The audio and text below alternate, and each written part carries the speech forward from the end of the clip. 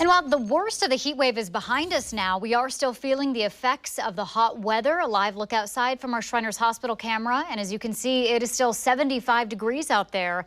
Sadly, though, we have learned that our historic heat wave was deadly. Oregon OHSU confirms a farm worker died on Saturday in St. Paul because of the heat. We have team coverage for you this evening. Chief Meteorologist Mark Nelson is standing by. He's going to have a closer look at our forecast. But let's begin with Fox 12's Audrey WEIL. Multnomah County is reporting a record-breaking number of emergency calls and visits to ERs, all related to the dangerous temperatures. Audrey's live now with more on that and how the heat wave turned deadly. Audrey? Right, Nora, first, when it comes to that heat-related death, we know Oregon OHSU is investigating Ernst Nursery and Farms right here in St. Paul, as well as a contracting company. They tell us that worker was found unresponsive at the end of the shift Saturday. Temperatures here that day got up to about 105. After record-shattering heat for 3 consecutive days, we're now learning of one person who died in that heat wave, according to Oregon OHSU. The state now investigating Ernst Nursery and Farms in St. Paul, as well as Brother Farm labor contractor. According to OHSU, the employee was working on a crew moving irrigation lines and was found unresponsive in the field at the end of his shift Saturday. At the same time, the Oregon Health Authority saying since Friday, Portland area hospitals have seen just over 500 heat-related emergency and urgent care visits, nearly half of those on Monday alone. Multnomah County seeing numbers that would normally span nearly an entire summer, not one weekend.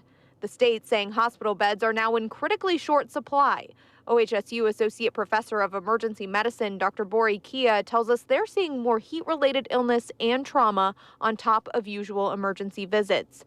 OHSU is one of only 2 level 1 trauma centers in the state, but can't take in patients from other hospitals right now. We take care of a lot of complex patients, so all of those patients are also trying to come to us, and we aren't able to take those patients in right now. So it's a very challenging time for the emergency department as we try to take care of everyone that is having emergent medical conditions. OHA stressing that only people needing emergent care should go to the ER right now. Dr. Kia says for things like dizziness or muscle aches, get to AC and try to cool off as much as possible. Then call your primary doctor or maybe urgent care if symptoms don't go away or you're feeling altered, chest pain or irregular heartbeat, then go to the ER. Definitely the beginning of last weekend, it wasn't nearly as busy, and we were all kind of a little bit surprised and wondering where is all this heat-related illness, but it gradually ticked up. I think it's kind of worn on people, and then the longer the amount of heat people have been exposed to, they're getting more dehydration, more of the exposure. And even though the rest of the week might seem much cooler than triple digits,